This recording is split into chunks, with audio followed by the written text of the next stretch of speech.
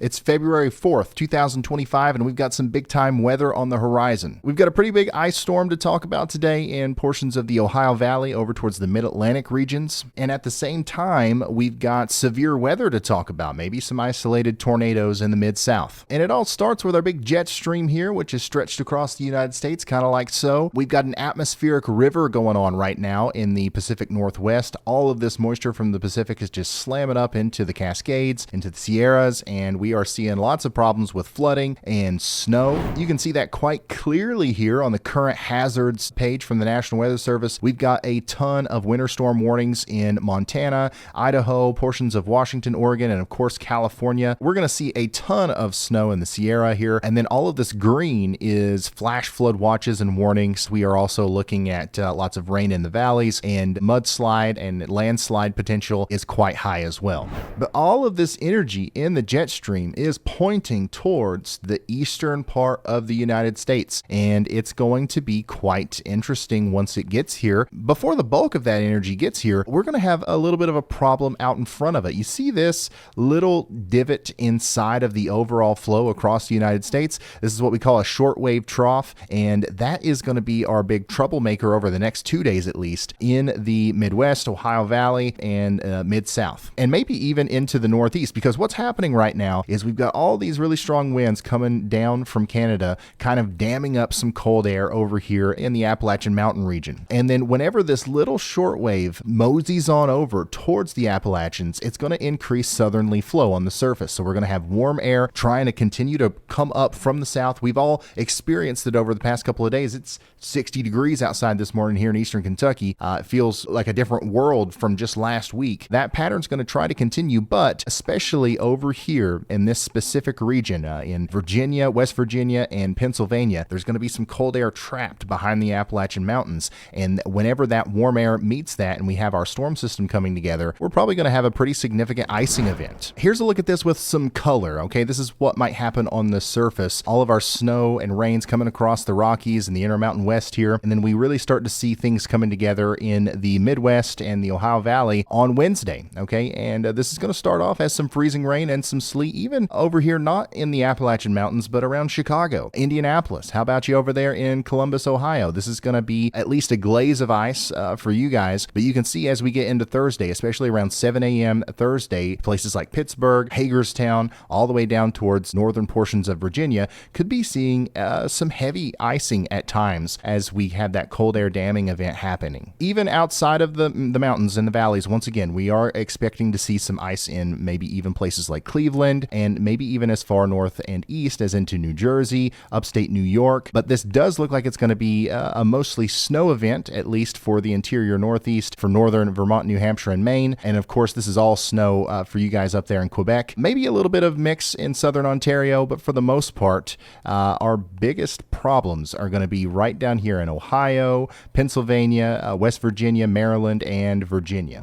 Now, how much ice are we talking? It's still a little bit too early to talk about exact totals, but I think anyone in the pink should be somewhat concerned about at least a glaze of ice, and that can make travel really treacherous on Wednesday night into Thursday morning. So make sure you're ready for that. Black ice is going to be a problem, and it's going to be raining. Some people might not expect it. The roads might be fine. The pavement might be fine, but whenever you get on those bridges and overpasses, things might be somewhat dangerous. And then in the darker pink zones, this is where I think it's not unlikely that we'll see a 1/4 inch of ice, maybe all the way up to a 1/2 inch of ice, especially as we get into the day on Thursday. So get ready for that over here in the Appalachian Mountains, down especially in the panhandles of both Maryland and West Virginia, as I like to call them over here, these fins, and then into northern Virginia as well. This could cause some brief power outages, some slick roads, and all kinds of stuff like that. There's at least an 80% chance of minor impacts over here in Pennsylvania and Maryland, and you can see even over here in Indiana, southern Michigan, Ohio,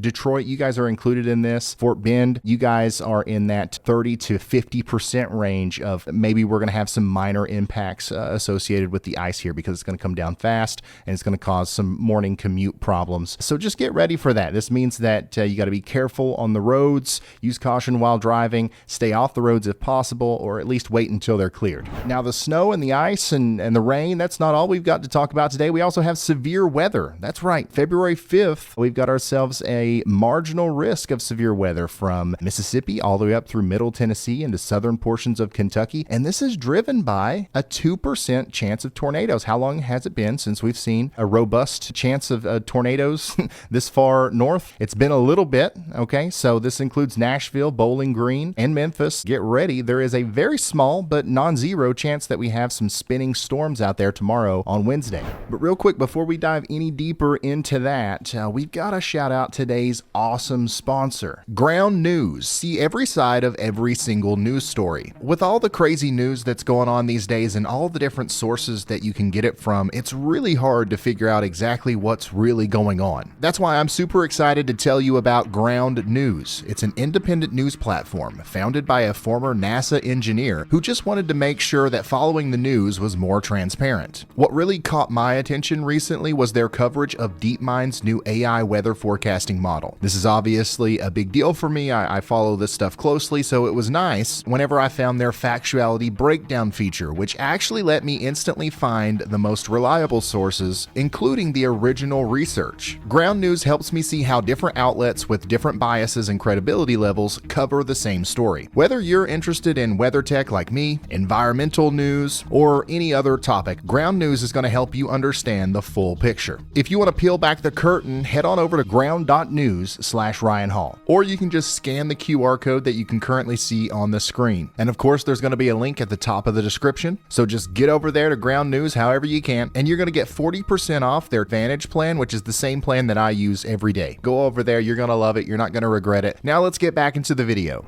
Here's what that radar could look like as we go into the future. You can see all that moisture just streaming up out in front of that little shortwave trough that we were talking about on the upper levels. On the surface, that leads to all this southerly wind kind of just flying up into it, and that will lead to some instability. That's going to bring about some storms, especially as we go into the day on Wednesday. Here we are about 4 or 5 p.m. We could see several cells producing small hail, some gusty winds, and maybe even a tornado or two from the Hal Rogers Parkway down past Bowling Green, down near Nashville, and maybe even back towards Memphis as well. If I do a point sounding here, this looks really complicated, but basically this just tells us that there is going to be some rotation. There's going to be some turning with height with those upper level winds and the mid level winds.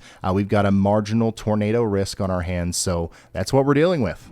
As always, don't be scared. Be prepared. It's not looking like a big tornado outbreak or anything, but it's something to keep an eye on. And what happens after we get done with this system? We have a couple storms down here in the Mid-South, down into the Mississippi River Valley, Ohio River Valley. We have some ice over here. We got some snow in the Northeast. What next? Well, there's an almost identical system coming. And this is going to be, once again, an atmospheric river coming across California into the Intermountain West. That energy is going to come over the plains and likely do a very similar thing over here in the Ohio Valley once again as we go into Saturday and Sunday. So we've got another system coming, another storm that's going to be on the table here. So it looks like daily video updates are back, and I'll be probably producing a video every day for the next 7 days at least as we track both of these upcoming systems. So make sure you subscribe and turn notifications on and all that stuff and get locked in. Looking even further down the road, we had a brief taste of spring. Some of us did, at least. You know, it was really nice this morning. It's going to be nice tomorrow for a lot of us. But man, the cold air is coming back, okay? And we're going to have these constant battles between cold air and warm air, which means that we're going to have a pretty stormy February. So get ready for that, especially if you're in this corridor